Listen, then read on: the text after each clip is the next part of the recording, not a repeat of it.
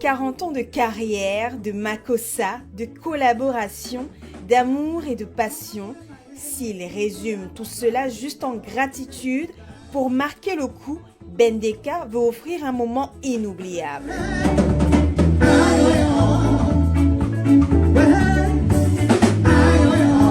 Celui qui se décrit comme l'esclave de ses fans ne compte pas raccrocher et il le prouve en montant pour la première fois sur l'une des scènes les plus mythiques de Paris, l'Olympia.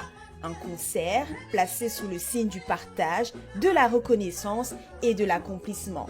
C'est une fierté, une consécration aussi, entre guillemets, parce que ne joue pas l'Olympia qui veut. Et s'il a fallu attendre aussi longtemps, il est normal que je dise qu'il était temps.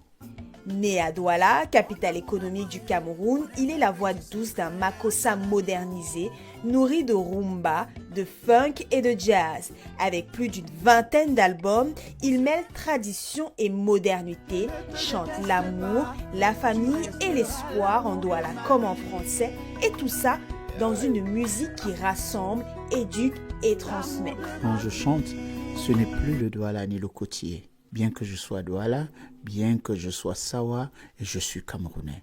Nous avons 256 ethnies en ce pays. Si grâce à ma musique, je réussis à rassembler tout ce monde, alors je dirais merci mon Dieu, merci j'ai réussi.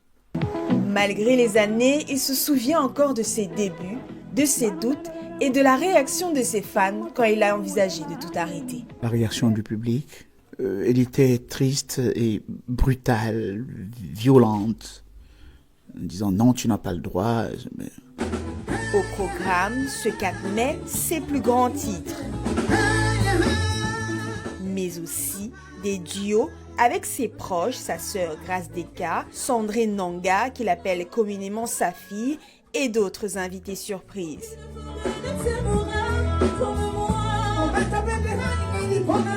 Et face aux jeunes, il se veut pédagogue, sans jamais faire la leçon. Le succès, c'est 60% de dons, 30% de travail et 10% de chance.